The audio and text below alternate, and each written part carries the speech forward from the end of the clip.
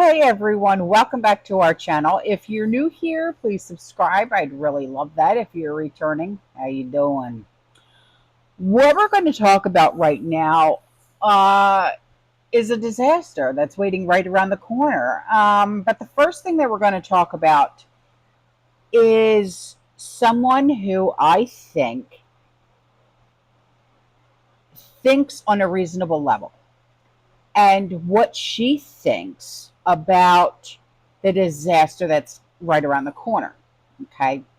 So during a recent episode of a podcast by Megyn Kelly, she said that she kind of likes the idea of a strong female president, and millions of Americans, including even some people on the left, would agree with Kelly's assessment. But take a listen to what Megyn has to say. Look, I am a woman. I have a daughter. I hate the fact that there's been no female presidents. I really do. I hate the fact that when you take out your little placemat when your kids are learning the presidents, there's no female face on there, and then you have to explain why. It's effed up. I would love to see a female president, like a Margaret Thatcher type, somebody who's strong and serious and sober and respected. This ain't it. I am telling you, America is not going to elect this Nimrod as its first female president. I trust in them too much for that. They're not that dumb, and they're not that open to a female president to where they'd be like, anybody will do. Anybody. So, keeping up with the keeping up of the female president type thing. MSNBC's Katie Tur, T-U-R, she's pushing the idea of an all-female Democratic ticket while speaking to someone by the name of Joe Scarborough on the phone when they were on the air on Monday. Now, she has suggested that Michigan Governor Gretchen Whitmer as a VP for Kamala Harris, saying that an all-female ticket could push back on all the machismo of the Republican ticket. This is like the most MSNBC thing ever, okay? So, take a listen. So I want to ask Cornell about all those options in a second, but first, I'm curious what you think of a full female ticket, of a Harris-Whitmer ticket. Just go big on the Democratic side and push back specifically at all that machismo energy that we got out of the RNC. Hulk Hogan on the stage, Donald Trump yelling fight, fight, fight. It's a very masculine ticket over there. What about going with two women?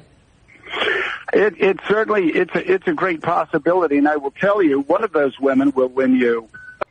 Now, the last thing that I'm going to talk about. You know how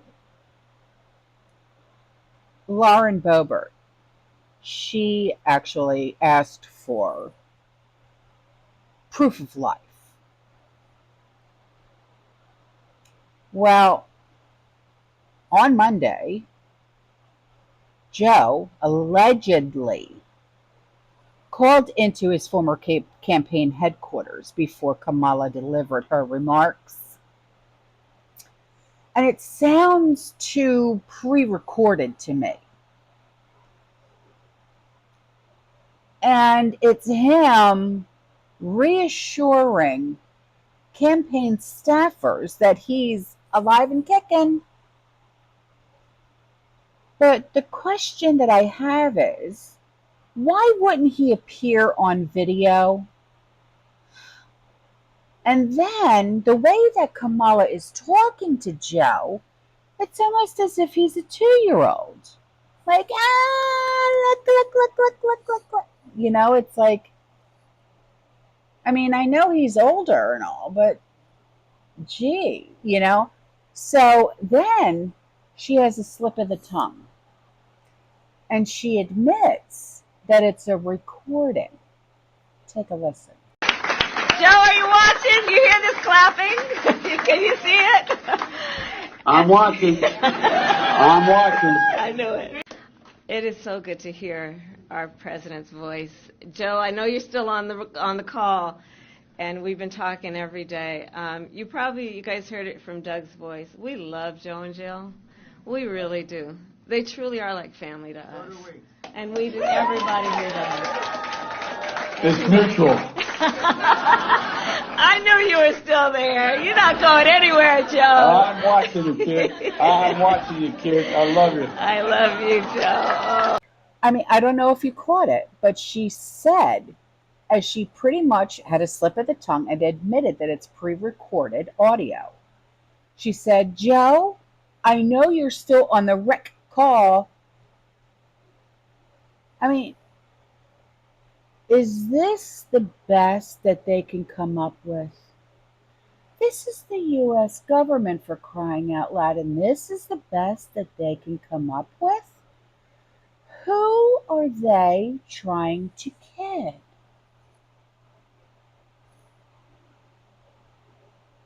I mean, if you really listen to it, if you have to go back and listen to it, I mean, I know, your ears will probably start bleeding, but just listen.